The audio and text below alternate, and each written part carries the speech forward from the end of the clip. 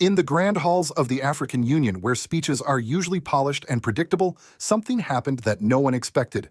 It was not a policy announcement. It was not a ceremonial handshake. It was a moment so raw, so human, that it cut through decades of diplomatic formality. Cameras were not supposed to be rolling. The meeting was behind closed doors.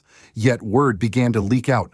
South African President Cyril Ramaphosa, a man once celebrated as a hero of the anti-apartheid struggle, had been seen quietly wiping tears from his eyes.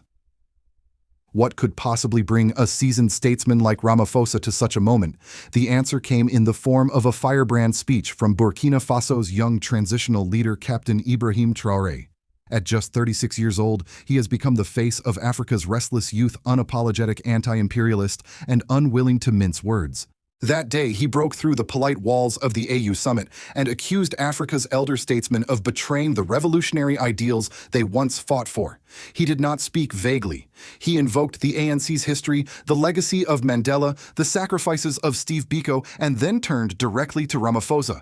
His words struck like a drumbeat in the silent room. Africa does not need managers for the West. Africa needs liberators. Some in the room shifted uncomfortably, others stared in disbelief, and somewhere in that charged silence the weight of those words found their mark. Was this disrespect, or was it the truth that had been left unsaid for too long? For a continent standing at the crossroads of the 21st century, the moment felt bigger than two men. It was a question of direction, of vision. Will Africa continue to walk the tightrope between old colonial powers and new global giants, or will it carve an uncompromising path of true independence? Please share your thoughts if you believe this confrontation marks a turning point for Africa's future, and subscribe if you think that leaders who dare to speak uncomfortable truths deserve to be heard. The African Union summit that day was never meant to be dramatic. Its official agenda spoke of consolidating Pan-African unity and asserting sovereignty in a multipolar world. For the delegates, it was business as usual, speeches carefully crafted by aides, polite applause, the measured rhythm of continental politics. But beneath the surface, tensions had been simmering for months. Across Africa, a new generation of leaders and activists was voicing frustration at what they saw as the slow, compromising diplomacy of the continent's elder statesmen. Economic dependence on old colonial powers persisted. Western military forces still maintained bases on African soil. Democratic reforms moved at a glacial pace. To many young Africans, the liberation dream had been stalled, even betrayed. It was in this climate that Captain Ibrahim Traoré, the 36-year-old transitional president of Burkina Faso, walked into the summit chamber. Wearing his military fatigues, he cut a striking figure against a sea of tailored suits. Since taking power in 2022 through a military-backed transition fueled by massive street protests, Traoré had expelled French troops, taken steps toward nationalizing his country's mineral wealth, and aligned Burkina Faso more closely with revolutionary governments in the Sahel. To his supporters, he was a symbol of courage. To his critics, a dangerous populist. The session began with formal statements, each delegate taking turns at the podium. Then, with the floor open, Traoré rose. His voice was calm at first, his French-accented English deliberate. But as he spoke, his words gained force. Africa, he began, does not lack resources. It does not lack history. It does not lack heroes. What it lacks is the courage to break free fully and without apology from those who have kept us dependent. He spoke of the promises made in the decades after independence, promises of dignity, prosperity, and unity, and how, in his view, they had been squandered. Without naming names at first, he condemned the guardians of Western interests, who now occupied seats once held by liberation fighters. Then came the moment the room would never forget. Turning directly toward South African President Cyril Ramaphosa, Traoré invoked the African National Congress's proud history. The ANC was once a beacon of Africa's resistance and hope, he said, his voice tightening. But now, South Africa sends abroad not freedom, but silence. You were to take up the mantle of Mandela and Biko, yet you have become managers for the West. Africa does not require managers. Africa needs liberators. Gasps rippled through the room. Some delegates shifted in their seats, avoiding eye contact. Others glanced between the two men, sensing history in the making. The air felt heavier, as though the walls themselves were absorbing the tension. For Ramaphosa, the words must have cut deep. Once hailed as a mastermind of South Africa's peaceful democratic transition, he now faced accusations that he had presided over a country mired in corruption, inequality, and political stagnation. The very movement he led, the ANC, was no longer seen as untouchable. Traore's speech did not stop there.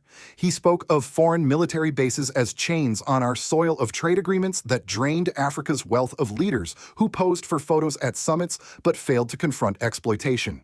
His tone was not reckless, but resolute, the voice of someone who had already chosen his side in a long, unfinished struggle. When he finally sat down, the room was silent.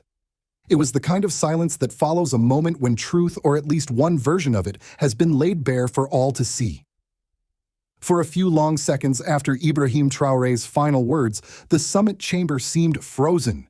No rustle of papers, no diplomatic coughs to fill the air, only the faint hum of the air conditioning and the distant murmur of translators relaying the speech into earpieces. Delegates sat stiffly in their chairs, as if unsure whether to applaud or object.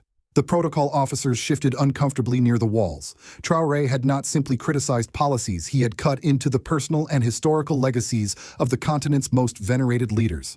President Cyril Ramaphosa did not respond immediately. Witnesses later said he remained still, his gaze fixed somewhere just beyond the podium. Then slowly he reached into the inside pocket of his suit, pulled out a neatly folded handkerchief, and dabbed at his eyes. There were no words, only the unmistakable gesture of a man moved, perhaps wounded, by what had just been said. Those close to the South African delegation insist this was not a sign of weakness, but of recognition that Ramaphosa understood the emotional charge in Traoré's speech, and perhaps even the truth in parts of it. One aide, speaking anonymously, said he was not crying because of an insult. He was crying because he felt the weight of a generation's disappointment. The moment was private, unseen by cameras, but it did not stay secret for long. Within hours, murmurs began circulating in hotel lobbies and diplomatic receptions around the summit venue. By the next morning, off-the-record accounts had reached journalists. The story Ramaphosa moved to tears after Traoré's fiery speech began trending on African social media. On X, formerly Twitter, young activists across West and Central Africa rallied behind the Burkina leader. Hashtags like Africa Rising and No More Puppets trended for days. Memes juxtaposed old photos of Nelson Mandela and Thomas Sankara with images of Traoré in his camouflage uniform. Some captions read, "The torch has been passed." But the reaction was far from unanimous. In South Africa, the episode sparked a fierce national conversation. Veteran ANC members bristled at the idea of a younger leader publicly challenging their president on such a stage. Supporters argued that Ramaphosa had done more for stability and economic reform than Traoré could appreciate.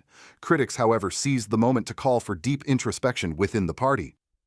In the Sunday Tribune, veteran journalist Thabo Makon wrote, "What occurred at the AU was not an embarrassment for Ramaphosa alone. It was the symbolic breakdown of the ANC's untouchable myth. The struggle credentials that once shielded the party from criticism are no longer enough. The people want results. They want courage." Across the continent, political analysts dissected the confrontation as a microcosm of Africa's generational divide. Professor Amin Diop of the University of Dar es Salaam told a radio panel, "Traoré is not polished and he doesn't pretend to be. But he channels the frustration of millions of young Africans who feel betrayed by leaders making deals with exploiters." Meanwhile, official statements tried to soften the blow. The South African presidency described the summit as productive and praised unity in diversity among Africa's leaders, notably avoiding any mention of the confrontation. Burkina Faso's delegation remained silent, neither confirming nor denying the more sensational accounts. Behind closed doors, however, sources suggested that ANC leadership had been shaken. Some insiders claimed Ramaphosa had privately acknowledged the validity of certain criticisms, even if he rejected the manner in which they were delivered. For many observers, the most striking aspect of the incident was not the words themselves, but the imagery it left behind: a young revolutionary speaking without fear, and an elder statesman once untouchable blinking back tears. It was the kind of moment that cannot be scripted, one that becomes a touchstone in the political memory of a continent. Whether it would lead to real change or fade into the archive of AU drama was uncertain. But as the news spread, one thing was clear: Africa's political conversation had just shifted, and it would be hard to return to the old script. In the days following the summit, the political aftershocks rippled far beyond the polished corridors of the African Union. For many ordinary Africans, the incident was not just political theater, it was a mirror reflecting their frustrations, hopes, and fears. In Burkina Faso's capital, Ouagadougou, young people gathered in cafes and open-air markets to replay voice notes and read translated excerpts of Traore's speech. In the crowded streets, his words were repeated like slogans, "Africa does not require managers. Africa needs liberators." Local radio stations devoted hours of airtime to callers debating the confrontation. Some praised Traore as the embodiment of a fearless generation. Others worried his rhetoric could alienate potential allies and push the continent into new geopolitical traps. In South Africa, the reactions were more complex and more personal. Older citizens who had lived through apartheid's final years felt a sting of defensiveness, seeing Ramaphosa as a man who had already given much to his country. But among younger South Africans, particularly those struggling with unemployment and rolling blackouts, the speech struck a chord.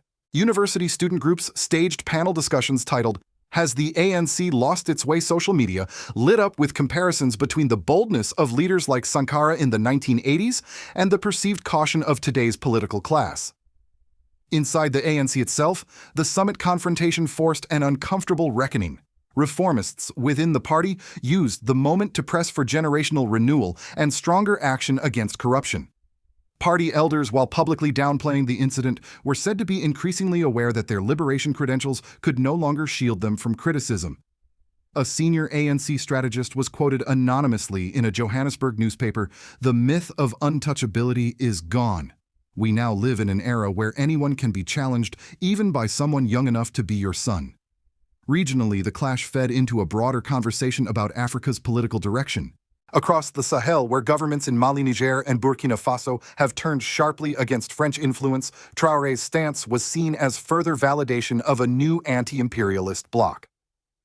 Leaders in these countries used the moment to reinforce their own narratives about breaking free from the vestiges of colonial control. But there were risks. Some diplomats warned that such open confrontations could fracture the African Union's cohesion at a time when the continent faces urgent collective challenges, from food insecurity to climate change to security threats. Others argued that unity without honesty was no unity at all. Civil society organizations seized the opportunity to push for more accountability from leaders. In both West and Southern Africa, advocacy groups issued open letters calling for transparency in foreign military agreements, renegotiation of exploitative trade deals, and more investment in youth employment. The summit incident gave their demands a rallying point and a symbolic language to frame them. At the same time, political commentators noted that such moments of symbolic defiance often burn brightly but briefly. The test, they said, would be whether the confrontation translated into concrete policy shifts, both in South Africa's domestic governance and in Africa's collective strategy toward external powers. Yet, even without immediate reforms, the image remained powerful, a veteran president confronted by a young leader unafraid to speak hard truths. For citizens weary of polite politics that never deliver, it was a reminder that leaders, no matter how established, are accountable to the people they serve. In that sense, the political and civil consequences were inseparable. The summit had not only challenged the ANC's standing in South Africa, it had also energized a continental conversation about what kind of leadership Africa needs and whether the courage to change will come from the top or from the streets. From Washington to Brussels, the AU summit confrontation did not go unnoticed. Although no Western capital issued an official statement, diplomatic circles quickly picked up on the symbolic weight of the event. For seasoned observers, it was another signal that Africa's political center of gravity might be shifting away from the patient, consensus-driven leadership styles the West had long preferred toward a more assertive, unpredictable generation. In the United States, Africa policy analysts debated the implications on think tank panels and in closed-door briefings. For some, Traore's blunt challenge to Ramaphosa represented a worrying trend, young African leaders rejecting the development partnership model that Washington has promoted for decades.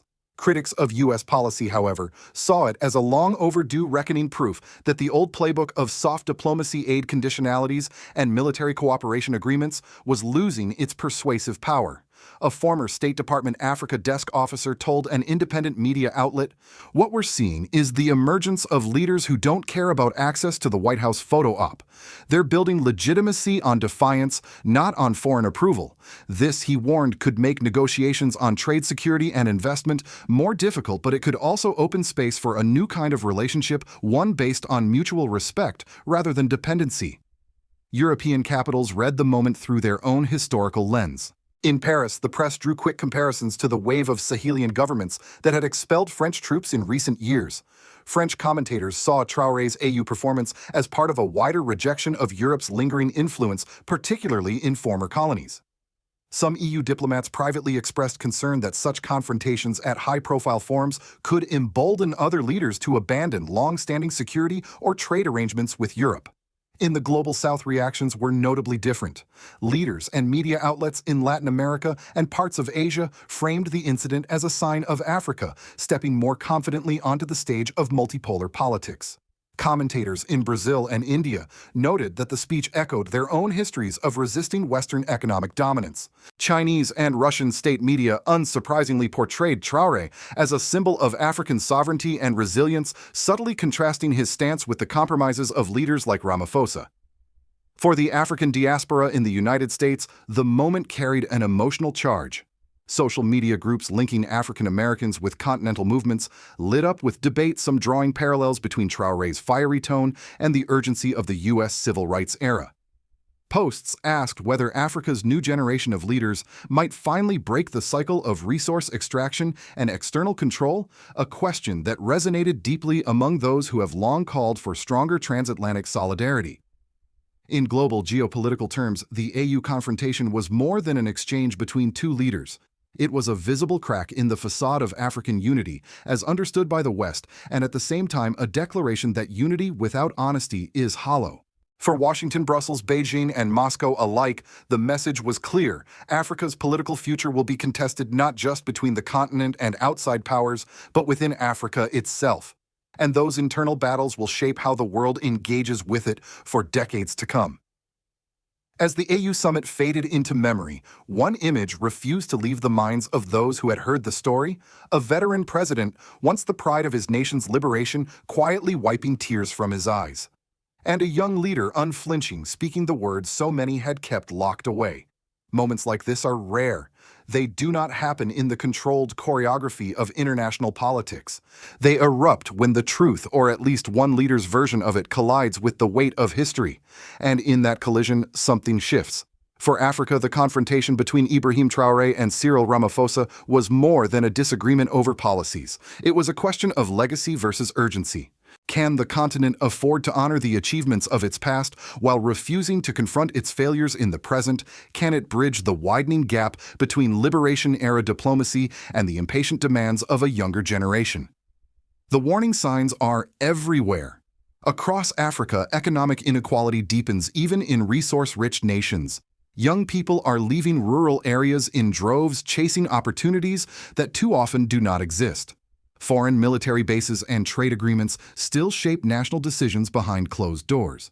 The patience of the post-independence dreamers is wearing thin. And this is where the rest of the world, including the United States, must pay attention.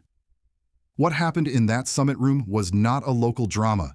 It was a preview of the conversations and confrontations that will define Africa's place in a multipolar century.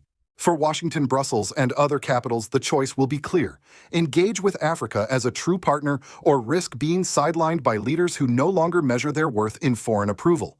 But for Africans themselves, the choice may be even harder. Will they rally behind voices like Traoré's risking instability for the sake of bold change, or will they place their trust in the tempered, cautious leadership of figures like Ramaphosa, hoping that gradual reform will avoid the fires of upheaval? In the end, history will not remember the hashtags or the headlines. It will remember whether this moment was the beginning of a genuine transformation or just another flicker in the long, uneven march towards sovereignty. Do you think that President Ibrahim Traoré's national reform strategies are truly effective yet? Or should Africa's future be entrusted to leaders with a more diplomatic approach? Please share your thoughts in the comments if you feel that you are witnessing a turning point in Africa's political story. And subscribe if you believe that the truth, no matter how uncomfortable, is worth hearing.